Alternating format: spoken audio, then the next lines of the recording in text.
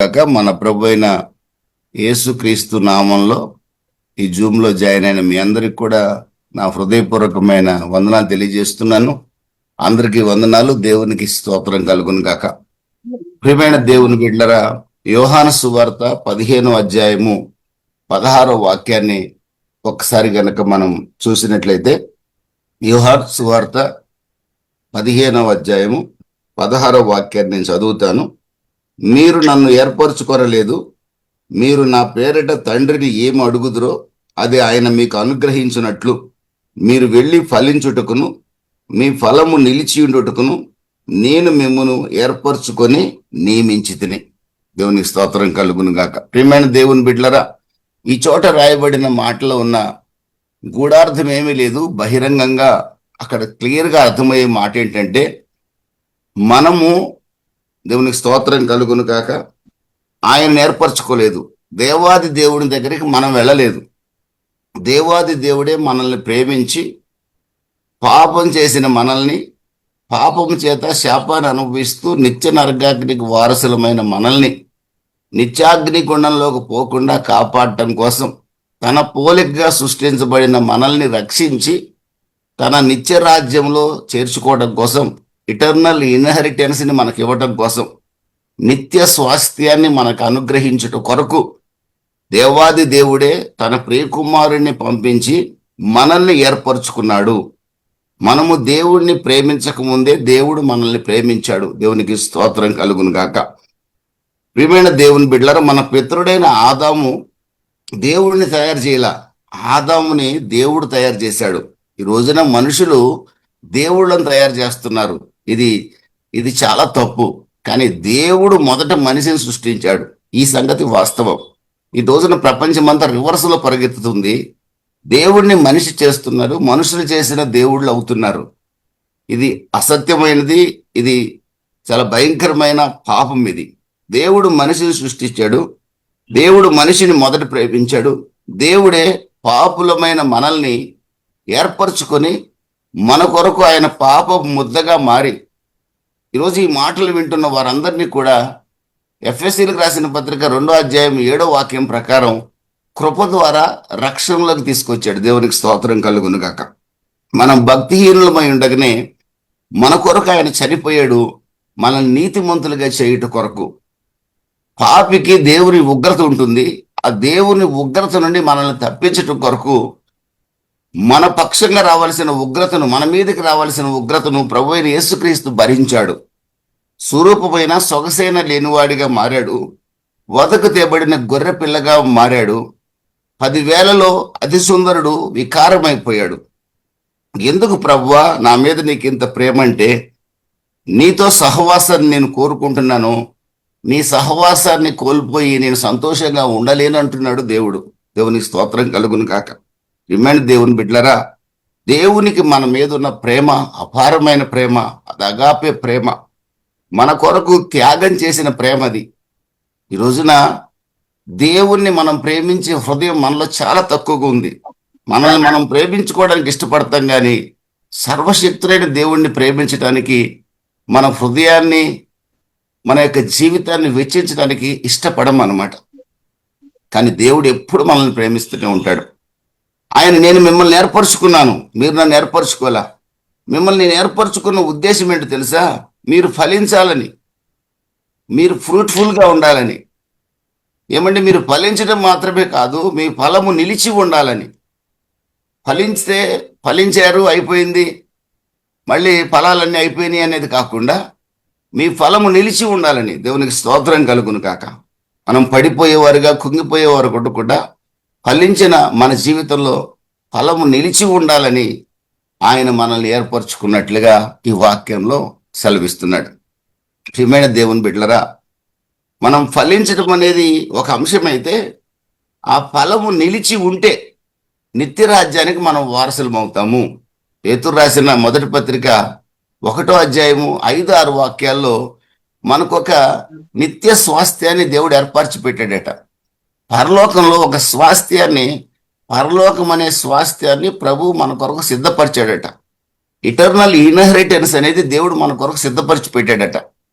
ఆ నిత్య స్వాస్థ్యాన్ని ఎవరు అనుభవించగలుగుతారంటే ఫలించిన వారు మాత్రం కాదు, ఫలము నిలిచి ఉంచుకున్న వారు మాత్రమే అనుభవించగలరు. ప్రియమైన దేవుని బిడ్డలారా, మనం ఫలించటం మాత్రమే కాదు, మన ఫలము నిలిచి ఉండాలని దేవుడు కోరుకుంటూ ఉన్నాడు. ఈ ఫలము నిలిచి ఉండకుండా మన జీవితంలో ఒక 3 ప్రధానమైన ఆటంకాలు క్రైస్తవుడి జీవితంలో ఎదురవుతూ ఉంటాయి. క్రైస్తవుడి జీవితంలో ఫలము నిలిచి ఉండకుండా చేసే ప్రధానమైన ఆటంకాలు 3టిని మీ దృష్టికి తీసుకొస్తాను.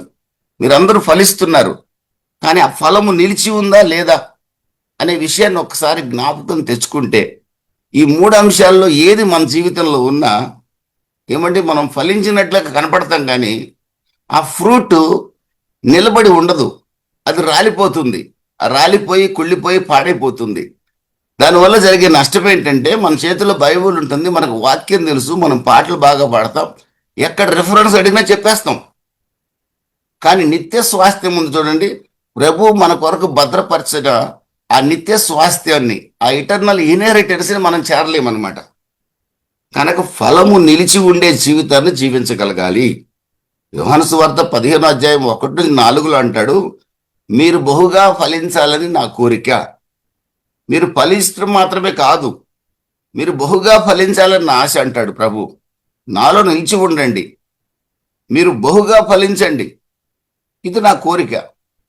అదే 15:16 అంటాడు, మీ ఫలము నిలిచి ఉండాలని నా ఆశ అంటున్నాడు. నిలిచి ఉంటే కలిగే ఆశీర్వాదం ఏంటంటే, ఈ భూమి మీద బ్రతికినంత కాలం శ్రమల్లో కూడా సమాధానంగా బతకగలుగుతాం. కొన్ని ఇబ్బందులు వస్తాయి, ఇరుకులు వస్తాయి. పౌలు గారు అంటాడు, నేను బలహీనతలోనే బలవంతుణ్ణి అంటున్నాడు. నేను ఏ స్థితిలోనైనా సంతృప్తి కలిగి ఉండ నేర్చుకున్నాను అంటున్నాడు.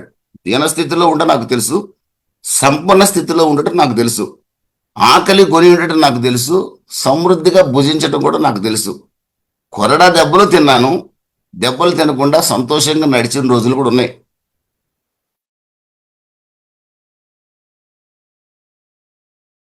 ఉండడం నేర్చుకున్నాను. ఇది నాకు నేర్పించింది ఎవరు అంటే దేవుని యొక్క కృప. రోజున ప్రియమైన దేవుని బిడ్డలారా, అట్టి కృపలో మనం నిలిచి ఉండాలని ప్రభువు ఆశపడుతూ ఉన్నాడు. ఆ కృప ద్వారా కలిగే గొప్ప బహుమానం, నిలిచి ఉంటే కలిగే బహుమానం ఏంటంటే నిత్య రాజ్య స్వాస్థ్యాన్ని మనం అనుభవించగలుగుతాం. ప్రభువైన యేసుక్రీస్తుని ఎందుకు నమ్ముకున్నారంటే, స్వస్థత కొరకు నమ్ముకున్నానంటే బుద్ధిహీనుడు, ఆస్తులు వస్తాయని నమ్ముకున్నానంటే బుద్ధిహీనత. అది ప్రభువైన యేసుక్రీస్తుని నమ్ముకుంటే ఇవన్నీ వస్తాయి, నేను కాదని నేను చెప్పను. ఒక్కోసారి రావచ్చు, రాకపోవచ్చు. షడ్రక్, మెషక్, అబేద్నెగో లాంటి భక్తి పరులు అగ్నిగుండంలోకి వెళ్లాల్సి వచ్చింది. భక్తుడైన దానియేలు సింహాల గుహలోకి వెళ్లాల్సి వచ్చింది. ఏమండి, భక్తుడైన పౌలు ప్రియమైన దేవుని బిడ్డలరా సంహరించబడ్డాడు. భక్తుడైన పేతురు తలకిందులుగా సిలువేయబడాల్సిన పరిస్థితి ఏర్పడింది. అదే అపోస్తులైన యోహాను ప్రియమైన దేవుని బిడ్డలారా పద్మాసు ద్వీపంలో ఉన్నప్పటికీ కూడా అతని నూనెలో వేసినప్పటికీ కూడా మరణించకుండా ప్రకటన గ్రంథాన్ని రాయడం మనం చూడొచ్చు. క్రైస్తవుడిగా ఉన్న మన జీవితంలో ఎప్పుడు ఏ స్థితులు మన జీవితంలో ఏర్పడినప్పటికీ కూడా ఒక్కటి మాత్రం వాస్తవం, మనం ఫలించాలి, మన ఫలము నిలిచి ఉండాలి. దేవునికి మహిమ కలుగును గాక. అప్పుడే నిత్యరాజ్య ప్రవేశం మనకు అనుగ్రహించబడుతుంది, పరలోక స్వాస్థ్యాన్ని మనం పొందగలుగుతాం. ఏమిటా పరలోక స్వాస్థ్యం? పరలోక స్వాస్థ్యం అంటారంటే స్పష్టంగా బైబిల్ మనకు సెలవిస్తుంది. మనం ప్రభువైన యేసుక్రీస్తుని నమ్ముకున్న మన జీవితంలో మనకు ఒక సంపూర్ణమైన అవగాహన ఉంది. ప్రభు స్వయంగా చెప్పాడు, అదే యోహాను సువార్త 14 నేను వెళ్ళి మీ కొరకు స్థలము సిద్ధపరుస్తాను, మరలా వస్తాను, నేను సిద్ధపరిచిన స్థలానికి మిమ్మల్ని తీసుకొని వెళ్తాను, నా తండ్రి ఇంట అనేక నివాసములు కలవు అంటున్నాడు. ఆ తండ్రి ఇల్లు ఎక్కడ? అదే హెవెన్, అదే పరలోక రాజ్యం, అదే దేవుని రాజ్యం. అది ఎక్కడ ఉంది అని అడిగితే అది పైన ఉందని మాత్రమే మనం చెప్పగలం. దేవుని స్తోత్రం కలుగును కాక. అది పైన ఉందని మాత్రమే చెప్పగలం. కింద ఏముంది అంటే కింద పాతాళం ఉందని మనం చెప్పగలం. ప్రియమైన దేవుని బిడ్డలారా, అందుకే కొలసీలకు రాసిన పత్రిక 3:1-2 అంటాడు, పైనున్న వాటిని వెతకండి, భూ సంబంధమైన వాటిని మీరు వెతకండి, పైనున్న వాటిని వెతకండి అంటున్నాడు. ఏముంది ఆ పైన అంటే, ప్రియమైన దేవుని బిడ్డలారా, ఆ పైనున్న వాటిని వెతికితే పైనున్న దేవుని యొక్క రాజ్యానికి మనం వారసులం అవుతాం. ఈ యొక్క భక్తి మన నిత్యరాజ్యానికి తీసుకోపోలేకపోతే మన భక్తి వ్యర్థం, మన చేతిలో ఉన్న బైబిల్ కూడా వ్యర్థమైపోతుంది. ఈ రోజున ఒక తీర్మానంలోకి మనం రావాలి, మనం ఫలించాలి. అన్ని విషయాల్లో కూడా సమాధానంలో ఫలించాలి, నెమ్మదిలో ఫలించాలి, ఆత్మఫలములు ఫలించాలి, శరీర కార్యాలు విసర్జించుటలో ఫలించాలి, ఆత్మ కార్యాలు మన జీవితంలో నెరవేరుటలో ఫలించాలి. దేవునికి స్తోత్రం కలుగును గాక. పాపాన్ని విసర్జించే విషయంలో మనం ఫలించే జీవితం జీవించగలగాలి. దేవుడిని వెంబడించే విషయంలో, దేవుని వాక్యాన్ని ధ్యానించే విషయంలో, ప్రార్థించే విషయంలో, ప్రభువుకి నమ్మకస్తులుగా ఉండే విషయంలో మనం రోజు రోజుకి మన నమ్మకత్వం పెరగాలండి. ఒక రోజున మన విశ్వాసం 1% ఉంటే ఈ రోజున మన విశ్వాసం 10%కి రావాలి. అక్కడి నుంచి మరుసటి రోజుకి ఇంకొక 0.5% పెరగాలి. ఆ విధంగా పెరుగుతూ పెరుగుతూ ఒక స్థాయిలో మనం ప్రభువుకు చేరువయ్యేంత విశ్వాసం మనం కలిగి ఉండాలి. దేవునికి స్తోత్రం కలుగును గాక. ప్రభు అయిన యేసుక్రీస్తు తన వాక్య ధ్యానం ద్వారా దీన్ని మనకు అనుగ్రహించగలుగుతాడు. ఈ వాక్యాన్ని వినటం ద్వారా ప్రభు మనకు అనుగ్రహిస్తాడు. కనుక ఫలము నిలిచి ఉండకుండా, నిత్యరాజ్య స్వాస్థ్యాన్ని మనం పొందకుండా, ప్రభు మనకు వాగ్దానం చేస్తానన్న ఆ స్వాస్థ్యాన్ని పొందకుండా ఆటంకపరిచే విషయాలను మనం ధ్యానం చేసే ముందు మనకున్న ఆ స్వాస్థ్యం ఏంటో మరొకసారి తెలుసుకుంటే చాలా బాగుంటుందండి. ప్రభు మనకు ఇవ్వాలనుకుంటున్న గొప్ప ఆశీర్వాదం, హయ్యెస్ట్, ఆ ఉన్నతమైన ఆశీర్వాదం ఏమిటనంటే 1 యోహాను 3:1-2 వాక్యాలు మీకు బాగా తెలుసు. ఏమండి, మనము క్రీస్తు పోలికగా మార్చబడబోతున్నామండి. ఒక రోజున మీరు నేను క్రీస్తు పోలికగా మార్చబడబోతున్నాం. ఆ ధైర్యం మనం కలిగి ఉంటాం. ప్రకటన గ్రంథం 3:20-21 వాక్యాల్లో జయించిన ప్రభు అయిన యేసుక్రీస్తు ఈ లోకాన్ని జయించి, ఏమండి, తండ్రి సింహాసనం కూర్చున్న కుమారుడైన యేసుక్రీస్తు ఈ లోకంలో ఉన్న మనము ఫలిస్తూ ఫలము నిలిచి ఉండే జీవితాన్ని జీవించగలిగితే తప్పనిసరిగా జయించిన మనల్ని ఆయన సింహాసనంలో కూర్చోబెట్టుకుంటానని వాగ్దానం చేస్తున్నాడు. ప్రియమైన దేవుని బిడ్డలు, అంతేకాదండి, 1 తెస్సలోనిక 4:16 వాక్యంలో 17 వాక్యాల వరకు మీరు చదువుకుంటే ఆయన మేఘాల మీదకి వచ్చినప్పుడు ఫలము నిలిచి ఉండిన వారైతే, ప్రియమైన దేవుని బిడ్డలరా, ఆ ఫలము నిలిచి ఉండి పాతి పెట్టబడిన వారు మొదట లేస్తారు. ఫలము నిలిచి ఉన్న బ్రతికున్న మనము ఆ తదుపరి ప్రభు దగ్గరికి రెప్పపాటున ఎగిరి వెళ్ళిపోగలం. దేవునికి స్తోత్రం కలుగును గాక. ఫలమే లేనివాడు క్రైస్తవుడు అయి ఉండొచ్చు, 3 సార్లు బాప్తిసం పొంది ఉండొచ్చు, బైబిల్ కూడా ఉండొచ్చు, అతనికి ఏ ఫలము లేదనుకోండి. అతని యొక్క జీవితంలో శరీర కార్యాలు అతని జీవితంలో అలాగే కొనసాగుతున్నాయి అనుకోండి, పొరపాటును కూడా అతను మహిమ శరీరాన్ని ధరించుకునే అవకాశమే లేదండి. ఒకవేళ ఫలించి ఉండొచ్చు, క్రైస్తవుడిగా ఆత్మఫలం ఫలించి ఉండొచ్చు, శరీర కార్యాలు విసర్జించి ఉండొచ్చు, కానీ ప్రభు రాకడ సమయంలో మరలా శరీర కార్యాలు అతని జీవితంలో చోటు చేసుకుంటే, గర్వం, అహంకారం, పగ, ద్వేషం చోటు చేసుకుంటే అతడు పొరపాటును కూడా మహిమ శరీరం ధరించుకోలేడు. కారణం ఏంటంటే అతని ఫలము నిలిచి లేదు, అతని ఫలము రాలిపోయింది, అతని జీవితం ఫైనల్గా వ్యర్థమైంది. ఈ విషయంలో క్రైస్తవుడు బహు జాగ్రత్తగా ఉండాలని పరిశుద్ధాత్మ దేవుడు హెచ్చరిస్తున్నాడు. ఫైనల్గా మనకున్న గొప్ప ఆనందం ఏంటో తెలుసండి. ప్రకటన గ్రంథం 22:5-6 వాక్యాల ప్రకారం 4-5-6 వాక్యాలు చూస్తే మనము ప్రభువుతో కూడా యుగ యుగములు రాజ్యం చేస్తామట. ఎలా చేస్తామో తెలుసండి, ఆయన ముఖ దర్శనం చేయించు. దేవునికి స్తోత్రం కలుగును గాక. ఈ రోజున యేసు ప్రభు ముఖ దర్శనాన్ని చూడాలని చాలా మంది కళ్ళు మూసుకొని ఆ తెల్ల బట్టలు వేసుకొని, లాల్చి వేసుకొని, గడ్డం పెంచుకున్న వాళ్ళని ఊహించుకుంటా ఉంటారు. రాత్రి కల్లో నాకు ప్రభు కనపడ్డాడు, నన్ను తట్టాడని చెప్పేవాళ్ళు కూడా ఉన్నారు కొంతమంది. సరే, ఉంటే ఉండొచ్చు, నేను కాదన్నాం. ఆయనే ప్రభు అని వాళ్ళకి గ్యారంటీ లేదు, నాకు గ్యారంటీ లేదు.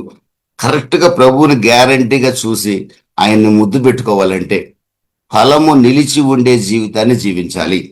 దేవుని స్తోత్రం కలుగును గాక. ప్రియమైన దేవుని బిడ్డలరా, ఈ జీవితానికి కలిగే ఆటంకాలు ఏమండి? ఈ విధంగా జీవించకుండా మన ఫలము నిలిచి ఉండకుండా చేసే ఆటంకాలు 3 మీ దృష్టికి నేను తీసుకొస్తాను. మొట్టమొదటిది disobedience to the word of God అండి. దేవుని యొక్క వాక్యానికి మనం చూపించే అవిధేయత. ఆయా సందర్భాల్లో ప్రభు అయిన యేసుక్రీస్తుని నమ్ముకున్నాం, ఆయన పాపుల రక్షకుడని విశ్వసించాం, ఆయన రక్తంతో కడగబడ్డాం, కృప ద్వారా రక్షింపబడ్డాం. నేను నశించిపోతున్నామని తెలుసుకున్నాం. మనం నశించిపోతున్న మనల్ని వెతికి రక్షించడానికి ప్రభు అయిన యేసుక్రీస్తు వచ్చాడని అంగీకరించాం. మన కొరకు 2 కొరింథీ 5:21 ప్రకారం ఆయన పాపం అయ్యాడనే సంగతి కూడా మనం గ్రహించాం. 1 పేతురు 17:18 ప్రకారం ఏ రక్తము మనల్ని విమోచించలేదు, కానీ అమూల్యమైన క్రీస్తు రక్తం మనల్ని విమోచించిందని కూడా మనం నమ్మాం. ఏమంటే నిజమైన రక్షణే పొందాం. నిజమైన రక్షణ పొందిన మన జీవితంలో ఆయా సందర్భాల్లో కలిగే అవిధేయత, ఆయా సందర్భాల్లో మన జీవితంలో కలిగే అవిధేయత ఏం చేస్తుంది తెలుసండి? ఫలము నిలిచి ఉండకుండా చేస్తుందండి. మనం ఫలించిన ఫలాన్ని, ఆ ఫ్రూట్ని కోల్పోయేటట్టుగా చేస్తుంది. ఫ్రూట్ కనుక కోల్పోయామంటే ప్రియమైన దేవుని బిడ్డలారా, నిత్యరాజ్య స్వాస్థ్యాన్ని మనం కోల్పోయినట్లే. అందుకే క్రైస్తవుడు ప్రతిరోజు జాగ్రత్త కలిగి ఉండాలి. ఇది మనం అనుకుంటే కాదండి, ఆయన కృప ద్వారా మాత్రమే సాధ్యమవుతుంది. అందుకనే ప్రతి దినము కూడా ఆయన కృప కొరకు కనిపెట్టే వారిగా మనం ఉండాలి. ప్రభువా, నీ కృపతో నన్ను ఈ దినము నడిపించు, నీ కృపను నా మీద కుమ్మరించు ప్రభువా, నీ కృప నుండి నన్ను దూరము కానియవద్దు ప్రభువా, కృప తప్ప వేరొకటి లేదయ్యా, నీ కృప తప్ప వేరొకటి లేదయ్యా అని పాటలు పాడతాం. అది పాట వరకే పరిమితం కాకూడదండి. ప్రతి నిత్యము మనము ఆయన కృపలో నిలిచి ఉండటానికి ప్రార్థించగలిగే వారిగా మనం ఉండాలండి. అప్పుడే మన ఫలము నిలిచి ఉంటుంది. లేదంటే ఆ ఫలము మన నుంచి దూరమయ్యే అవకాశం ఉంటుంది. ప్రియమైన దేవుని బిడ్డలారా, సంఖ్యాకాండం 20వ అధ్యాయం మీకు చాలా చక్కటి ఎగ్జాంపుల్. మోషే అనే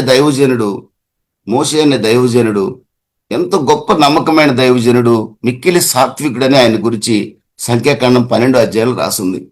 అంత సాత్వికుడైన దైవజనుడు, చివరగా అన్ని సంవత్సరాలు ఇశ్రాయేలుని నడిపించిన దైవజనుడు, దేవుడు ఏది చెప్తే అది చేసిన దైవజనుడు, చివరి దినాల్లో చివరి రోజుకి వాగ్దాన దేశానికి ప్రవేశించబోతున్నారు. కొన్ని సంవత్సరాల్లో కొన్ని నెలల్లోనే వాగ్దాన దేశానికి ప్రవేశించబోతున్నారు. ఇక ఫైనల్ 40 years అయిపోయినాయి. ఆల్మోస్ట్ అరణ్య యాత్ర, వాండరింగ్స్ అన్ని 40 years అయిపోయినాయి. ఇక వాగ్దాన దేశంలోకి ప్రవేశించబోతున్నారు. ఆ సమయంలో నీళ్లు లేవని ప్రజలు సనిగినప్పుడు నిర్గమకాండం 17వ అధ్యాయంలో ప్రభు బండను కొట్టమన్నప్పుడు కొట్టాడు. సంఖ్యాకాండం 20వ అధ్యాయంలో మనం చూస్తే ప్రియమైన దేవుని బిడ్డలారా, బండతో మాట్లాడమన్నప్పుడు చోట మోషే బండను కొట్టినట్లుగా మనం చూడొచ్చు. మాట్లాడమన్నప్పుడు కొట్టాడు, కొట్టమన్నప్పుడు కొట్టాడు. ఈసారి బండతో మాట్లాడమంటే బండను కొట్టాడు. కొట్టడం మాత్రమే కాకుండా తనను విసిగించిన ఇశ్రాయేలీల్ని, ద్రోహులారా, మూర్ఖులారా, నేను మీ కొరకు నీళ్లు తేవాలా అంటే నీరుని తెచ్చేవాడో నేనే అనే ఫీలింగ్లోకి వచ్చేసాడు మోషే. అంత గొప్ప దైవ సేవకుడు. నీరు గాని ఆహారం గాని మనకు సరఫరా చేసేది దేవుడు. దేవుని స్తోత్రం కలుగును కాక. నా సంపాదన ద్వారా నా కుటుంబాన్ని పోషిస్తున్నాను అనుకోవడం అది అవివేకం. దేవుడిచ్చిన కృప ద్వారా నా కుటుంబాన్ని, నా సంఘాన్ని పోషిస్తున్నాను అనుకోవడం వివేకం. వివేకుల యొక్క లక్షణం. వారి ఫ్రూట్ మాత్రమే నిలిచి ఉంటుంది. ఇన్నాళ్ళు దేవునితో ప్రయాణం చేసిన సేవకుడైన మోషే, నేను మీ కొరకు నీళ్లు తెప్పించవాలనా?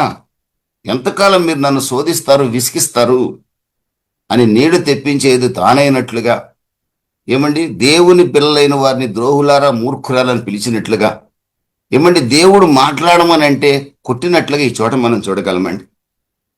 ఏమైనా దేవుని బిడ్డలారా, ఆ డిజోబీడియన్స్ ఫలితం ఏమైంది తెలుసా అండి? అంత సేవ చేసిన మోషేని దేవుడు విడిచిపెట్టలేక నెబో శిఖరం మీదకి తీసుకెళ్లి వాగ్దాన దేశాన్ని చూపించాడే గాని వాగ్దాన దేశంలోకి చేర్చలేదు. వాగ్దాన దేశంలోకి మోషే చేరలేకపోయాడు. మోషే సమాధి ఈ రోజు కూడా ఎక్కడా కనపడదు. దేవుడే అతన్ని పాతిపెట్టాడని పండితులు చెప్తారు. యూదా రాసిన పత్రికలో మోషే యొక్క బాడీ కొరకట ఏమంటే సాతానుగాడు కూడా వస్తాడట. ఎందుకు వస్తాడో తెలుసా? ఇతడు అవిధేయుడు, ఇతడు దేవుని వాక్యానికి అవిధేయుడు, ఇతని ఆత్మ నాది, ఇతని ఆత్మ అవిధేయుడి యొక్క ఆత్మ నాది. అవిధేయత సాతాను స్వభావం. అవిధేయుడి ఆత్మ నాది కాబట్టి ఈ మోషే నావాడు అని చెప్పి సాతానుగాడు వస్తాడట. అప్పుడు దేవదూత సాతానుని గద్దించి, ఇతడు ఆ విషయంలో అవిధేయుడు అయినప్పటికీ కూడా దేవుని చిత్త ప్రకారం ఇతను పరమ కనానులో చేరాలి గనుక ఆ అపవాదిని గద్దించి వారు మోషేని తీసుకెళ్ళినట్లుగా మనం యూదా రాసిన పత్రికలు చూడగలం. ప్రియమైన దేవుని బిడ్డలారా, ఆ అవకాశం అందరికీ దొరుకుతుందని నేను చెప్పను. ఒకతను నాతో అంటాడు, శిలువ మీద ఉన్న దొంగని పరలోక రాజ్యంలో చేర్చుకున్న ప్రభు ఏదో ఒక రోజు నన్ను కూడా చేర్చుకుంటాడులే అంటాడు. శిలువ మీద నువ్వు దొంగను చేర్చుకున్నాడు. ఆ దొంగకు అవకాశం వచ్చింది, మనకు అవకాశం వస్తుందని పొరపాటును కూడా చెప్పలేము, ఎవరు నమ్మటానికి కూడా వీల్లేదు. అవకాశం లేకుండానే క్షణంలో మటుమాయమైపోయిన వాళ్ళని నేను చూశాను. క్షణంలో అలాగ కన్నుమూసిన వాళ్ళని నేను చూశాను. దీపం ఉండగానే ఇల్లు చక్క పెట్టుకోవాలి. 10 వెండి నాణ్యాల ఒక వెండి నాణ్యం పడిపోయినప్పుడు ఆ సహోదరి మరలా రేపు వచ్చి వెతుకుదాం అనుకోలేదండి. వెంటనే వెతకడం ప్రారంభించింది, కనుకనే దొరికింది. 100 గొర్రెలు ఒక గొర్రె తప్పిపోయినప్పుడు ఆ ఒక్క గొర్రె మరలా దొరుకుతుందిలే అని గొర్రెల కాపరి వెళ్ళలేదండి. ఆ ఒక్క గొర్రె దొరికేదాకా వెతుకుతూనే ఉన్నాడు. దొరికింది. దేవునికి స్తోత్రం కలుగును గాక. ఈ రోజున మన రక్షణ ఎలా ఉంది? ఈ క్షణంలో మన రక్షణ ఎలా ఉంది? ఈ రోజున మనం అవిధేయులుగా ఉన్నామా అని ఈ రోజు మనం చెక్ చేసుకోవాల్సిన బాధ్యత మనం ఉంది. ఎక్కడ మనం అవిధేయులం అవుతున్నాం? దేవుని వాక్యానికి అవిధేయులం కావటం వల్ల ప్రియమైన దేవుని బిడ్డలారా, సాతాను మోషే ఆత్మ నాదని, మోషే దేహము నాదని తీసుకుపోవడానికి వచ్చాడండి. అంత గొప్ప భక్తుడు. ఇంక మన పరిస్థితి ఏంటి ఒకసారి ఆలోచించండి. అందుకే అపవాది గర్జించిన సింహం ఎవరిని మింగుదని తిరుగుతున్నాడండి. అపవాదికి చోటు ఇకండి బైబిల్ సెలవిస్తుంది. 1 పేతురు 5వ అధ్యాయంలో చెప్తున్నాడు. అపవాదికి ఎప్పుడు చోటు దొరుకుతుందో తెలుసండి? మనం ఫలించినప్పుడు వాటికి చోటు దొరకదు. మన ఫలము నిలిచి ఉండనప్పుడు, అంటే అవిధేయత వల్ల మనం ఫలాన్ని కోల్పోతాం. అప్పుడు అపవాదికి చోటు దొరుకుతుందండి. మరలా తిరిగి విధేయతలో రావడానికి టైం పడుతుంది. ఆ ఇన్ బిట్వీన్ లో ఏమైనా జరగచ్చు. అందుకని క్రైస్తవుని జీవితం నిత్యము పోరాటమే. పోరాటం చేయాల్సిందే, విజయం సాధించాల్సిందే. దేవునికి స్తోత్రం కలుగును గాక. ప్రియమైన దేవుని బిడ్డలారా, అవిధేయత భయంకరమైన పాపమని మనకు బాగా తెలుసు. ఒక వ్యక్తి దైవజనుని యొక్క మాటకు అవిధేయుడై, సౌలు అనే ఇశ్రాయేలీయుల యొక్క మొదటి రాజు ప్రవక్త అయిన సమూయేలు మాటకు అవిధేయుడై రాజరికాన్నే పోగొట్టుకున్నాడండి. రాజరికాన్నే పోగొట్టుకున్నాడు. అవిధేయత భయంకరమైన పాపమని బైబిల్ సెలవిస్తుంది. దేవుని యొక్క వాక్యానికి పొరపాటును కూడా మనం డిజోబీడియన్స్ చూపించే వరకు ఉండవద్దని ఒక దైవ సేవకుడిగా నేను కోరుకుంటున్నాను. హెచ్చరించిన అంతటి వాడిని కాదు కానీ కోరుకుంటున్నాను. విధేయతలో గొప్ప ఆశీర్వాదాలు ఉన్నాయి. విధేయతలో గొప్ప ఆశీర్వాదాలు ఉన్నాయి. యెషయా గ్రంథం 66వ అధ్యాయం 2-3 వాక్యాలు మీకు బాగా తెలుసు. నాకు చాలా ఇష్టమైన మాట. దేవుని వాక్యాన్ని విని వణుకుతుంటే, అంటే దేవుని వాక్యానికి విధేయులమైతే దేవుని కనుదృష్టి మన మీద నిలిచి ఉంటుందండి. దేవుని స్తోత్రం కలుగును గాక. యోహాను సువార్త 15:7లో కూడా అంటాడు, మీరు నా మాటలు మీ యందు నిలిచి ఉన్న ఎడల, if you follow my words, నా వాక్యాన్ని కనుక మీరు అంగీకరిస్తే మీరు ఏది అడిగినా నేను చేస్తానని ప్రభు సెలవిస్తున్నాడు. విధేయతలో గొప్ప ఆశీర్వాదాలు ఉన్నాయి. దానియేలు విధేయుడయ్యాడు గనకనే ఆయన ఉపవసించి ప్రార్థన చేస్తే ఇశ్రాయేలీయుల విడుదలకు, బబులోను నుంచి విడుదలకు దేవుడు మార్గాన్ని సిద్ధపరిచాడు. నెహెమ్యా విధేయుడై ప్రార్థించాడు కనుకనే ప్రాకారాలు కట్టగలిగేవాడిగా మార్చాడు. దేవునికి స్తోత్రం కలుగును గాక. ఇస్సాకు విధేయుడైనందున కరువు కాలంలో 100 పంట కోసేటట్లుగా చేశాడు. దేవునికి మహిమ కలుగును గాక. ప్రియమైన దేవుని బిడ్డలారా, మనం విధేయులమై ప్రభు మనకిచ్చిన గొప్ప రక్షణను కాపాడుకుందాం. ప్రభు మనల్ని ఫలింపజేస్తూ ఉన్నాడు. ఖచ్చితంగా మనందరం ఫలించాం. మనలో ఫ్రూట్స్ ఉన్నాయి, నో డౌట్. అందులో శరీర కార్యాలు మ్యాక్సిమం మనం విసర్జించాం. కానీ విసర్జించిన కార్యాలు మరలా మన జీవితంలో తెచ్చుకోవద్దండి. ఆ ఫలము నిలిచి ఉండనియండి. దేవునికి స్తోత్రం కలుగును గాక. ఆ ఫలము నిలిచి ఉండటానికి కావాల్సిన ఎరువు ఏంటో తెలుసండి? ఫెర్టిలైజర్ అనండి, మాన్యూర్ అనండి, ఏమైనా అనండి, ఏంటో తెలుసండి? దేవుని వాక్యమే. దేవుని వాక్యమే మన ఫలము నిలిచి ఉండే ఎరువు. దేవునికి స్తోత్రం కలుగును గాక. దివారాత్రములు అవకాశం ఉన్నప్పుడు దేవుని వాక్యాన్ని ధ్యానించండి, చదవండి, వినండి, ఉద్యోగం చేయండి, వ్యాపారం చేయండి, సంసారం చేయండి. అవకాశం ఉన్నప్పుడు వాక్యాన్ని వినడానికి ప్రయత్నం చేయండి. అది ఒక విలువైన ఫెర్టిలైజర్గా, మాన్యూర్గా మారి మన ఫలము రాలిపోకుండా కాపాడుతుందండి. మన ఫ్రూట్ పడిపోకుండా కాపాడుతుంది. ఒకవేళ మన ఫ్రూట్ పడిపోయే విధంగా మన జీవితంలో అవిధేయత వచ్చింది అనుకోండి, వెంటనే వాక్యం అనే ఆ యొక్క ఎరువు ఏం చేస్తుందో తెలుసండి? మరలా మనల్ని సరిచేసి ఫ్రూట్ అలాగే నిలిచి ఉండేట్టుగా చేస్తుంది. దేవుని స్తోత్రం కలుగును గాక. ప్రార్థన, వాక్యము, ప్రియమైన దేవుని బిడ్డలారా, అవి మన ఫ్రూట్ రాలిపోకుండా ఎరువుగా మనం మార్చుకోగలగాలి. దేవునికి స్తోత్రం కలుగును గాక. రెండవది, రెబెలియన్, తిరుగుబాటు స్వభావం అండి. తిరుగుబాటు స్వభావం కూడా మన ఫలము నిలిచి ఉండకుండా చేస్తుంది. తిరుగుబాటు స్వభావం ఎవరిదో తెలుసండి? సాతానుదండి. యెషయా గ్రంథం 14వ అధ్యాయంలో మీరు చదువుకుంటే 11 నుంచి 14 వాక్యాల వరకు మీరు చూస్తే, సభాపర్వతం మీదకి ఎక్కిపోదాం అనుకున్నట ఒక దేవదూత, దేవుడు సృష్టించిన దేవదూత, అంటే దేవుడి సింహాసనం మీద కూర్చోవాలని ఆశపడ్డాడట. ఆశపడటం మాత్రమే కాదు, ఆశ ఏమైందంటే అత్యాశగా మారి అతనిలో ఒక రకమైన గర్వాన్ని కలిగించిందండి. నేను దేవునితో సమానుణ్ణి కావాలనే ఒక కోరిక ఏమండి అతనిలో కలిగింది. దేవుడు సృష్టించిన వాడు దేవుడితో సమానం కావటం ఏంటి అనే ప్రశ్న అతను వేసుకోలేకపోయాడు. ప్రియమైన దేవుని బిడ్డలారా, ఆ తిరుగుబాటు స్వభావం దేవునికి వ్యతిరేకంగా తిరుగుబాటు చేసి, ప్రకటన గ్రంథం 12వ అధ్యాయం 12వ వాక్యంలో 1/3 of the angels, 1/3, 1/3 of the దేవదూతల్ని తనతో చేర్చుకొని ఏమండి అతని యొక్క గర్వానికి ఫలితంగా భూమి మీదకి పడిపోయాడు. దేవుడు అతన్ని పరలోకం నుంచి గెంటి వేశాడు. యెహెజ్కేలు గ్రంథం 28వ అధ్యాయంలో మీరు చదువుకుంటే చాలా చక్కటి అధ్యాయం అది.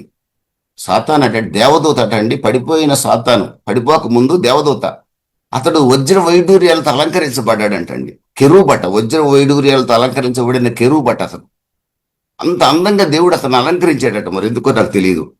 అతను మ్యూజిషియన్ అని కూడా అంటారు, సంగీత విద్వాంసుడు అని కూడా అంటారు. అతని పేరు లూసిఫర్ అని కింగ్ జేమ్స్ వర్షన్ తెలియజేస్తుంది.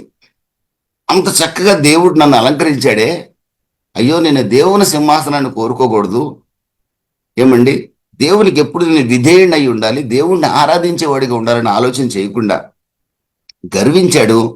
అదో పాతాళానికి పడిపోయాడు. పాతాళానికి పడిపోవటమే కాదు, దేవుని పోలికగా ఆదికాండం 1వ అధ్యాయం 26, 27 వాక్యాల ప్రకారం దేవుని పోలికగా దేవుని స్వరూపమందు సృజించబడిన మొదటి మానవుడిని కూడా పతనం చేశాడండి. మీరు ఆ పండు దినమున దేవునితో సమానులవుదురు అని చెప్పాడు. మొదటి మానవ దంపతుల్లో కూడా దేవుడితో సమానం కావాలనే ఆలోచన రేకెత్తించాడు. ఈ రోజున మనం ఎవరో తెలుసండి, దేవునికి దాసులం. ఏమండి యూదా భక్తుడు అంటాడు, దేవుని క్రీస్తు దాసుడును అంటాడు. ఆయన సహోదరుడు ఇండు కూడా నేను దాసుడిని అంటాడు. పౌలు గారు ఎక్కడ సంబోధించినా యేసుక్రీస్తు దాసుడునైన పౌలను సంబోధించుకుంటాడు. పేతురు గారు ఎక్కడ సంబోధించినా యేసుక్రీస్తు దాసుడునైన పేతురునను నేను అంటాడు. ప్రియమైన దేవుని బిడ్డలారా, మనం ఎవరమంటే క్రీస్తు దాసులం. ఒక రకంగా చెప్పాలంటే వీఆర్ స్లేవ్స్ అండి, దేవుని యొక్క దాసులం, బానిసలం. మనం అంటే బానిసలం అంటే అది నీచమైన పదమేం కాదు, అంటే ప్రభువుకు లోబడి ఉండేవాళ్ళం. ఆయన శరీరధారిగా ఈ భూమి మీద ఉన్నప్పుడు మనలాంటి మనుషుల పాదాలు కడిగాడు ప్రభు. ఎందుకు ఆ మాట ఎందుకు నేర్పించాడు తెలుసండి? మనము అంత విధేయులుగా ఈ భూమి మీద జీవించినంత కాలం ఇది నిత్య స్వాస్థ్యం కాదు మనకి, ఇది తాత్కాలికమైన నివాస స్థలం. ఇది మన స్వాస్థ్యం పరలోకమందు ఉంది. ఆ స్వాస్థ్యాన్ని పొందగోరాలనుకునేవాడు నాలాగా రెబలియన్ నేచర్ లేకుండా, తిరుగుబాటు స్వభావం లేకుండా జీవించాలని ప్రభు ఉద్దేశం అన్నమాట. మనకు నేర్పించాడు. దేవునికి స్తోత్రం కలుగును కాక. ప్రియమైన దేవుని బిడ్డలరా, సంఖ్యాకాండం 16వ అధ్యాయంలో మీరు ఒక స్టోరీ మీరు చూడొచ్చు. అక్కడ మోషే నాయకుడు, అహరోను నాయకుడు, ప్రధాన యాజకుడు. మోషే అహరోనులకు వ్యతిరేకంగా మోషేనైనా ప్రవక్త, మోషేతోనైనా దేవుడు మాట్లాడేది, మాతో మాట్లాడా, మేము భక్తులం కాదా అని ఎవరు అంటున్నారు తెలుసండి? దేవాలయంలో సేవ చేసేవాళ్ళే అంటున్నారు. కోరహు, అభిరాము, దాతాను, మరొక వ్యక్తి, ఈ నలుగురు గ్రూపుగా ఏర్పడి మోషేతోనైనా దేవుడు మాట్లాడేది, మాతో మాట్లాడ్డా, మేము సేవకులం కాదా, మేము భక్తులం కాదా అని మోషేకు వ్యతిరేకంగా తిరుగుబాటు తీసుకొచ్చారండి. అవుట్ ఆఫ్ జెలసీ, అసూయ. ఒక వ్యక్తి ఒక స్థాయిలో ఉంటే సహించలేని స్వభావం. ఈ రోజున కొన్ని మందిరాలు చూస్తే కొంతమంది సహించలేరు, కొంతమంది సేవకులను చూస్తే కొంతమంది సహించలేరు. విశ్వాసులే తమ సంఘంలో ఒకళ్ళు మంచి ఉన్నత స్థాయి ఉద్యోగంలో ఉంటే సహించలేరు. విశ్వాసులు అనబడేవాళ్లే, విశ్వాసులు కదా వాళ్ళు, పిశాసుల కింద లెక్క. ఈ రోజున ఒకరినొకరు సహించుకోలేని స్వభావం బాగా ఎక్కువగా ఉందండి. అందువల్లనే ఎక్కడ పెట్టిన హత్యలు జరుగుతున్నాయి సమాజంలో. అవుట్ ఆఫ్ జెలసీ అండి. జెలసీ కారణంగా, అసూయ కారణంగా గతంలో కూడా 12వ అధ్యాయం సంఖ్యాకాండంలో కూడా మనం చూసాం. సొంత తమ్ముడు మీదనే అసూయ పడ్డారండి అహరోను, మిరియాములు. సొంత తమ్ముడైన మోషే మీదనే ఏమైంది? మిరియాము కుష్టి వచ్చింది. అక్కడే రాసింది 12వ అధ్యాయంలో, మోషే మిక్కిలి సాత్వికుడు అని దేవుడు చెప్తున్నాడు. మిక్కిలి సాత్వికుడు. అంత హంబుల్ పర్సన్ మరొకరు లేరంట. అలాంటి అతన్ని గురించి ఏమండి అక్కడ మిరియాము సణిగింది, కుష్టు తెచ్చుకుంది, సరే మళ్ళీ మోసే ప్రార్థన చేస్తే బాగుపడింది. ఇక్కడ కోరహు, అభిరాము, దాతాన్ అనేవాళ్ళు, వీళ్ళు మందిర పరిచర్యలో ఉన్నారు. వీళ్ళు కూడా లేవీలే, బయటోళ్ళు కాదు. కానీ వీళ్ళు ప్రధాన యాజకత్వాన్ని కోరుకున్నారు, మోసే లాంటి స్థానాన్ని కోరుకున్నారండి. ఇంచుమించు వీరితో కలిసి 250 మంది తిరుగుబాటు చేశారు. దానివల్ల జరిగిందండి తెలుసండి, ప్రపంచంలో ఆకార్ అనేవాడు రాళ్లతో కొట్టి చంపబడ్డాడు. కానీ ఆనాటికి ప్రపంచంలో మొట్టమొదటిసారిగా భూమి నెరవిడిచి ఈ 3 కుటుంబాలను పిల్లలతో సహా భూమి మింగివేసిందండి. భూమి మింగివేసింది. ఎర్త్ స్వాలోడ్, వాళ్ళని భూమి నెరవిడిచి మృంగివేసింది. కారణం ఏంటి తెలుసండి, దైవ సేవకుడు, దేవుడు నియమించిన సేవకుడికి వ్యతిరేకంగా వాళ్ళు చేసిన తిరుగుబాటు. కొత్త నిబంధనలో కూడా ఇలా జరుగుతుందా అంటే, ఇది కృపాయుగంలో మనం ఉన్నాం, జరగదు. కానీ తిరుగుబాటు స్వభావం మనలో, మన అధికారి మీద తిరుగుబాటు స్వభావం మనకు వచ్చిన, భర్త మీద తిరుగుబాటు స్వభావం మనకు వచ్చిన, భార్యని ప్రేమించకుండా ఉండే స్వభావం భర్తలో ఉన్న, తల్లిదండ్రుల మీద తిరుగుబాటు స్వభావం పిల్లల్లో వచ్చిన, ఇక్కడ ఏ స్థాయిలో తిరుగుబాటు స్వభావం నీలో నాలో వచ్చిన, ఒక విశ్వాసికి సేవకుడి మీద తిరుగుబాటు స్వభావం వచ్చిన, భూమి నెరవిడిచి మింగే అవకాశం ఇప్పుడైతే లేదు. కానీ ఈ ఉదాహరణ ఎందుకు ప్రభు మనతో మాట్లాడుతున్నాడంటే, పశ్చాత్తాపడాలని ప్రభు మాట్లాడుతున్నాడు. అలాంటి స్వభావం మనలో ఉంటే అది మన ఫలము నిలిచి ఉండకుండా చేస్తుంది. నిత్య స్వాస్థ్యాన్ని మనం పోగొట్టుకుంటాము. సాతాను మన కుటుంబంలో ప్రవేశించే అవకాశం ఉంది. మన పిల్లల జీవితాలు పాడైపోయే అవకాశం ఉందండి. కనుక ప్రియమైన దేవుని బిడ్డలారా, తిరుగుబాటు స్వభావం విషయంలో మనం పశ్చాత్తాపడాల్సిన అవసరం ఉంది. అది ఏ స్థాయిలోనైనా సరే. అందుకే క్రైస్తవుడు ఎక్కడైనా ఉద్యోగం చేసేటప్పుడు కూడా అతడు అన్యుడైన ఒక యజమానికి ఉద్యోగం చేస్తున్నట్టు ఫీల్ కాకూడదు. క్రీస్తు అప్పగించిన పని చేస్తున్నట్టుగా ఫీల్ కావాలి. క్రీస్తు నాకు అప్పగించిన పని ఇది, అందుకే నేను శ్రద్ధగా చేస్తాను. ఇర్మియా గ్రంథం 48:10 ఏం రాసింది? యెహోవా పనిని అశ్రద్ధగా చేయవాడు శాపగ్రస్తుడు. యెహోవా పని అంటే బైబిల్ చదవటమే కాదు, ప్రార్థన చేయటమే కాదండి, సేవ చేయటమే కాదు, విశ్వాసిగా బతకటమే కాదు. యెహోవా పని అంటే నీకు అప్పగించిన సంసారాన్ని జాగ్రత్తగా చేయటం, నీకు అప్పగించిన పిల్లల్ని జాగ్రత్తగా పెంచడం, ఏమంటే మనకిచ్చిన ఉద్యోగాన్ని నమ్మకంగా చేయటం, మనకిచ్చిన వ్యాపారాన్ని నమ్మకంగా చేయటం, ఇదంతా యెహోవా పని. దీంట్లో ఎక్కడ తిరుగుబాటు స్వభావాన్ని మనం కనపరిచిన, దాసులారా మీ యజమానులకు విధేయులై ఉండండి, బైబిల్ చెప్తుంది. మీరు ప్రభువుకు చేసినట్టుగా చేయండి పని. దేవుని స్తోత్రం కలుగును గాక. క్రైస్తవుడు నమ్మకస్తుడిగా ఉద్యోగంలో, వ్యాపారంలో, వ్యవసాయంలో, సేవలో ఉండగలిగితే ఆ క్రైస్తవుడి యొక్క ఫలం నిలిచి ఉంటుందండి. నిత్య స్వాస్థ్యాన్ని అతను పోగొట్టుకునే అవకాశం పొరపాటున కూడా ఉండదు. తిరుగుబాటు స్వభావం ఎప్పుడైతే ఒక వ్యక్తిలో వచ్చింది అంటే ఏమండి, ఆ తిరుగుబాటు స్వభావం అతని జీవితాన్ని పాడు చేసే అవకాశం ఉందండి. మిరియాముకే కుష్ఠొస్తే ఇశ్రాయేల్ సమాజం అంతా ముక్కు మీద వేలేసుకొని ఉంటారు. అందుకే 2 కొరింథీ 2:14-15 వాక్యంలో పౌలు గారు అంటాడు, మేము అనేకులకు సువాసనకరంగా ఉన్నామంటాడు. మేము క్రీస్తును గురించి ప్రకటిస్తూ విజయోత్సవంతో ఊరేగించబడుచున్నాము. మేము క్రీస్తుకు సువాసనకరముగా బ్రతుకుతున్నామంటాడు. మనం ప్రభువుని ప్రతిబింబించే జీవితాలు మనం జీవించాలి. మనలో తిరుగుబాటు స్వభావం ఉందనుకోండి, ఒక అన్యుడు మనల్ని మంచి క్రైస్తవుడు అని చెప్పలేడండి.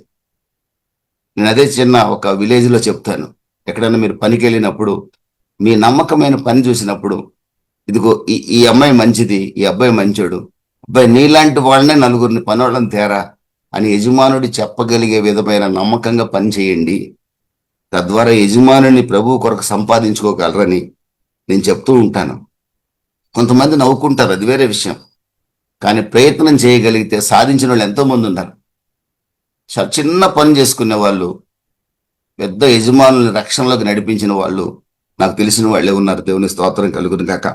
బైబిల్ నమ్మదగినదండి, బైబిల్ నమ్మదగినది. రెబెలియన్ ఈ సిన్ అండి, తిరుగుబాటు స్వభావం సిన్. అది ఒక వ్యక్తి తిరుగుబాటు చేస్తున్నాడు అంటే అతనిలో గర్వం ఉన్నట్లు లెక్క. గర్వమే తిరుగుబాటు చేయిస్తుంది. గర్వం ఎవరి స్వభావం? సాతాను స్వభావం. సాతాను స్వభావం మనలో ఉందంటే మనం ఫలించలేము. ఒకవేళ ఫలించిన ఫలము నిలిచి ఉండదు. నిత్య స్వాస్థ్యాన్ని కోల్పోతాం. అందుకే హెబ్రీ రాసిన పత్రిక 13:17 రాసింది, మీ యొక్క పైన నాయకులకు విధేయులై ఉండండి. ప్రియమైన దేవుని బిడ్డలారా, మనం ఎక్కడ పని చేస్తున్నా విధేయత చూపించగలిగే వారిగా, ప్రభు నామానికి మహిమకరంగా మన మాట, మన ప్రవర్తన, మన నడక ఉండేటట్లుగా ఉండాలని ప్రభు ఆశపడుతున్నాడు. చివరిది, మూడవది, డిస్ట్రస్టింగ్ గాడ్. దేవుని మీద అపనమ్మకం. ఏమండి, దేవుని మీద అపనమ్మకం ఏంటండి? మేము దేవుడిని నమ్ముకునే కదా రక్షణలోకి వచ్చాం. ఎస్, దేవుడిని నమ్ముకునే మనం రక్షణలోకి వచ్చాం. ప్రభువుని నమ్మాము, రక్షింపబడ్డాము. కానీ మన జీవితంలో దేవుని మీద అపనమ్మకం.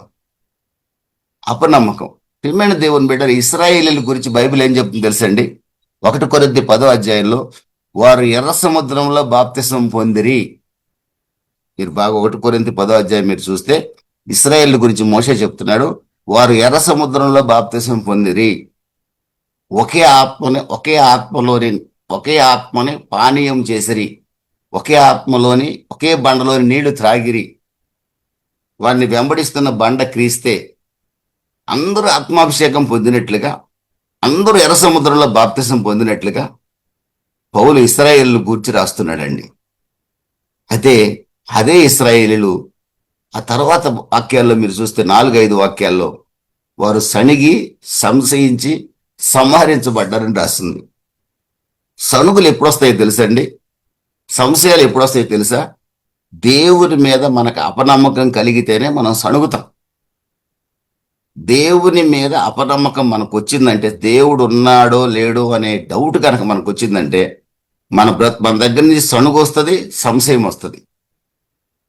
ఏ వ్యక్తి కూడా, దేవుడిని నమ్మే ఏ వ్యక్తి కూడా పొరపాటున సణిగాడు అంటే తప్పనిసరిగా ఎక్కడో దేవుడిని నమ్మే విషయంలో కొంచెం ఒక పర్సెంటేజ్ బ్యాక్ స్లైడ్ అయినట్టుగా ఊహించుకోవచ్చు. డిస్ట్రస్టింగ్ గాడ్. ప్రియమైన దేవుని బిడ్డలారా, ఎర్ర సముద్రంలో బాప్తిసం పొందారు, ఒకే ఆత్మతో అభిషేకించబడ్డారు, ఒకే బండలోని నీళ్లు త్రాగారు. కానీ ఆ తర్వాత ఏమండి, ఆహారం లేదని సణిగారు, మాంసం లేదని సణిగారు, నైలు నది చేపలే బాగున్నాయని సణిగారు. ప్రతి చోట సణుగుతూ, సంశయిస్తూ, అనవసరంగా మమ్మల్ని ఇక్కడికి తెచ్చావు, మేము మళ్ళీ వెనక్కి వెళ్ళిపోతామన్నారు. ఎర్ర సముద్రం పాయలు కావడం చూశారు, మారా నీరు మధురంగా మారడం చూశారు, బండ నుండి నీళ్లు రావడం చూశారు, పరలోక మన్నా కురిపించబట్టం చూశారు. ఇన్ని అద్భుతాలు చూశారు. కానీ దేవుణ్ణి విశ్వసించే విషయంలో ఎక్కడో ఫెయిల్ అయ్యారండి. ఈ రోజున క్రీస్తు రక్తంతో కడగబడి బాప్తిసం పొందిన మనం హెబ్రీ 11:6 ప్రకారం దేవుడు ఉన్నాడు, దేవుడు ఫలము దయచేస్తాడు. God exist, God helps. దేవుడు ఉన్నాడు, దేవుడు సహాయం చేస్తాడు. ఇది విశ్వాసం. ఏ పరిస్థితులు వచ్చినప్పటికి కూడా దేవుడు ఉన్నాడు, దేవుడు సహాయం చేస్తాడు. ఈ ఒక్క నమ్మకంతో క్రీస్తు రక్తంలో కడగబడిన వ్యక్తి ముందుకు సాగలేకపోతే అతడు ఫలించవచ్చు, కానీ అతని ఫలము నిలిచి ఉండదు. నిలిచి ఉండకపోతే ఇటర్నల్ ఇన్హెరిటెన్స్ని కోల్పోతాడు. మన కొరకు భద్రపరచబడి ఉన్న ఆ నిత్య స్వాస్థ్యాన్ని అతను కోల్పోయే అవకాశం ఉంది. జాగ్రత్త అని ప్రభు హెచ్చరిస్తున్నాడు. ఇశ్రాయేల్ అరణ్యయాత్రలో 15 నెలల్లో వాళ్ళు కాదేశు బర్నేకు వచ్చారండి. 15 నెలల ప్రయాణంలో కాదేశ్ అనే ప్రాంతానికి వచ్చారు. సంఖ్యాకాండం 13వ అధ్యాయంలో కాదేశ్ అనే ప్రాంతానికి వచ్చారు. 15 నెలల్లో అక్కడ బయలుదేరితే 11 రోజుల్లో వాగ్దాన దేశంలోకి వెళ్ళిపోవచ్చు. 11 డేస్లో వెళ్ళిపోవచ్చు. ఇక 15 నెలలు పట్టింది అక్కడికి రావటం. వాళ్ళకి ఐగుప్తు నుంచి బయలుదేరి ఎర్ర సముద్రం పాయలు కావటం, నడవటం, ఇదంతా 15 months పట్టింది. కాదేశు బర్నేలోకి వచ్చారు. అక్కడి నుంచి వాళ్ళు వెళ్ళాలంటే 11 డేస్లో వాగ్దాన దేశంలోకి వెళ్ళిపోగలరు.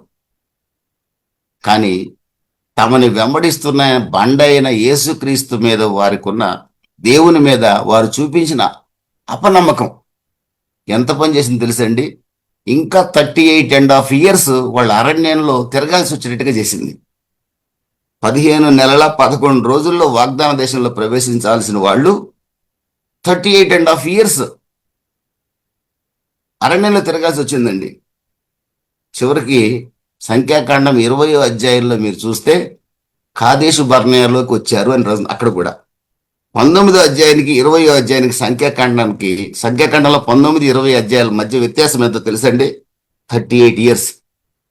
ఈ 38 ఇయర్స్ ఏం చేస్తే తెలుసా? తిరుగుతూనే ఉన్నారు.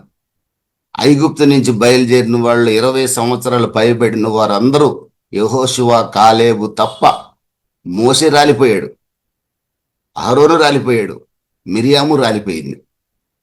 సంఖ్యాకాండం 20 అధ్యాయంలో మిరియాము చనిపోయింది, అహరోను చనిపోయాడు. సంఖ్యాకాండం చివరికి ప్రియమైన దేవుని బిడ్డలారా మనం చూసుకుంటే మోషే కూడా చనిపోవడం జరిగింది. నెబో పర్వతాన్ని ఎక్కించి, శిఖరాన్ని ఎక్కించి ఆయన వాగ్దాన దేశాన్ని చూపించి ఆయన్ని కూడా ప్రభు పాతిపెట్టేశాడు. ఆయన కూడా మరణం అయిపోయింది. ఐగుప్తు నుంచి బయలుదేరిన వాళ్ళలో 2 మాత్రమే వాగ్దాన దేశంలో చేరగలిగారు. యెఫున్నె కుమారుడైన కాలేబు, యెహోషువ మాత్రమే. ఇక అరణ్యంలో పుట్టిన వాళ్ళు ఐగుప్తు నుంచి బయలుదేరేటప్పుడు 20 సంవత్సరాల లోపు వాళ్ళందరూ కూడా వాగ్దాన దేశంలో ప్రవేశించారు. ఈ 13 అధ్యాయం నాటికి అందరూ బతికే ఉన్నారు, ఎవరు చనిపోలా. 12 గోత్రాలు వాళ్ళని గూఢాచర్యం చేసి కనాను దేశం ఎలా ఉందో చూసి రమ్మంటే 2 మాత్రమే, యెహోషువ, కాలేబు మాత్రమే మనం వారిని జయిస్తాము, సర్వశక్తుడైన దేవుడు మనకు తోడుగా ఉంటాడని చెప్తే 10 గోత్రాల పెద్దలు మాత్రం మనం వాళ్ళ ముందు మిడతల వలె ఉన్నాము, పొరపాటును కూడా మనం వాళ్ళని జయించలేము, వాళ్ళు దీర్ఘదేహులు, వాళ్ళు మనల్ని కాలుతో నలిపేస్తారని చెప్పారు. చెప్పడమే కాకుండా తమ ప్రజలందరినీ కూడా రెచ్చగొట్టి మోషే, అహరోనుల్ని, యెహోషువ, కాలేబుల్ని రాళ్లతో కొట్టి చంపేటట్లుగా చేయటానికి కూడా ప్రయత్నం చేశారు. మేము ఒక దేవుణ్ణి ఏర్పాటు చేసుకొని మేము తిరిగి ఐగుప్తుకి వెళ్ళిపోతామని కూడా అంటున్నారు వాళ్ళు 14వ అధ్యాయంలో సంఖ్యాకాండంలో. కానీ యెహోషువ, కాలేబు వస్త్రాలు చించుకొని మనం వెళ్తామయ్యా, ధైర్యంగా ఉండండి అని చెప్పారు. కానీ వాళ్ళు వినలా. దేవుడు సంఖ్యాకాండం 14వ అధ్యాయంలో అంటాడు, యెఫున్నె కుమారుడైన కాలేబు అనే పదం వాడాడు కానీ యెహోషువ అని వాడలేదు. యెహోషువ ఎలాగో నాయకుడు అవుతాడు కాబట్టి యెహోషువ, కాలేబులు తప్ప, పూర్ణాత్మతో దేవుణ్ణి ప్రేమించి విశ్వసించిన వాడు తప్ప వాగ్దాన దేశంలోకి ఎవ్వరూ ప్రవేశించరని చెప్పి దేవుడు ఆ రోజు తేల్చి చెప్పేశాడు. ప్రియమైన దేవుని బిడ్డలారా, అపనమ్మకం 38 లాంగ్ ఇయర్స్ వాళ్ళని అరణ్యంలో తిరిగేటట్లుగా చేసింది. ఈ రోజున క్రీస్తు రక్తంతో కడగబడి ఉన్న మన జీవితంలో దేవుని మీద ఏ క్షణమైనా, ఏ గడియలోనైనా చూపే అపనమ్మకం మన ఫలించిన ఫలము రాలిపోయేటట్లుగా చేస్తుంది. అందుకే దయచేసి పరిస్థితులు ఏ విధంగా ఉన్నా ఒకే ఒక తీర్మానం, ప్రభువా నేను నమ్ముతున్నాను, నా పక్షంగా కార్యం చేయాల్సింది నువ్వే, నన్ను బ్రతికించాల్సింది నువ్వే, నా పిల్లల్ని దీవించాల్సింది నువ్వే, నా పిల్లలకు ఉద్యోగాలు ఇవ్వాల్సింది నువ్వే, నా వ్యాపారాన్ని అభివృద్ధి చేయాల్సింది నువ్వే, నీవు తప్ప నాకెవరు లేరు. యెహోషువ ఏ విధంగా ప్రార్థన చేశాడు, నీవే నాకు దిక్కు ప్రభు అని ప్రార్థన చేశాడు. ఎస్, దేవుడు కార్యం చేశాడు. ఈ రోజున మనం ప్రతి విషయంలో కూడా ప్రభువా నీవే నాకు దిక్కని ప్రార్థన చేయగలిగితే తప్పనిసరిగా ప్రభు మన పక్షం కార్యం చేస్తాడు. ఆ కార్యం కొంత లేట్ కావచ్చు. ప్రియమైన దేవుని బిడ్డలారా, అపనమ్మకం రానియొద్దండి. అపనమ్మకం వల్ల మన ఫలము నిలిచి ఉండదు. నిలిచి ఉండకపోవటం వల్ల మన నిత్య రాజ్యాన్ని కోల్పోయే అవకాశం ఉంటుంది.